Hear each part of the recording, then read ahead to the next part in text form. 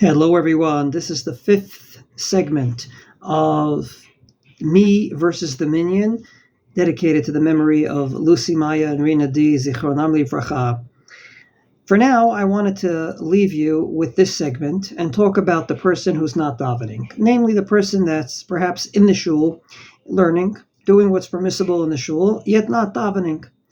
What does that person have to do when there's a minyan around him? In general, I would say that this usually doesn't happen in the morning. It may happen in the morning. It usually happens in the afternoon. But the halacha is the same.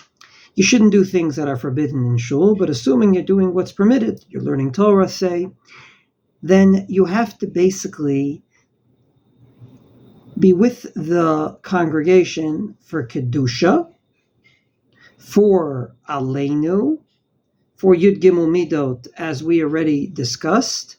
Some add in Ashrei as well. But outside of that, you can continue doing what you're doing. The part that I have to admit I personally find a bit disheartening, though I can't give a clear-cut halacha on it, is if everyone's standing, do you have to stand? And I'll tell you where I'm coming from two vantage points. Number one, the famous Gemara that we quoted many, many times in one of the Masechtot Ktanot that says, Lo yeh yoshev ben ha'omdim, you shouldn't sit down amongst those that are standing, v'lo yeh omed ben ha'yoshvim, and you shouldn't stand amongst those that are sitting. Therefore, the halacha is very clear that if you're in a Sephardic shul and everyone's sitting down for Kaddish, you should sit down for Kaddish, and if a Sephardi finds himself in an Ashkenazic shul, then he should stand up for Baruch Hu and for Kaddish. I find it very disheartening when I see people that everyone's standing up for the Amidah, standing before God in this climax of davening, and they're sitting down learning Gemara. But number two, and this is more important, it takes away kavanah. One of the reasons that you can't walk in front of someone that's davening Shmoneh Esrei is because you'll take away his kavanah. He's davening, he thinks he's speaking to God, and then all of a sudden someone walks there. And obviously it takes away the proper kavanah.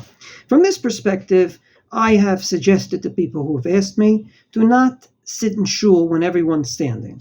Namely, at the part of Shmoneh Esrei, you should walk out and then come back in. And therefore, any parts of davening where part is standing, part is sitting, feel free to sit or stand. But parts of davening where everyone, without yotzei min haklal, everyone without an exception to the rule is doing one thing, you shouldn't be doing the other. So from this perspective, I would suggest that you should come to shul to daven. If you're there for other impermissible reasons, you should amalgamate for the things that I mentioned. In terms of standing, sitting, I told you my opinion. God willing, wishing everyone a wonderful day ahead. And next week, we will revert back with a totally different topic.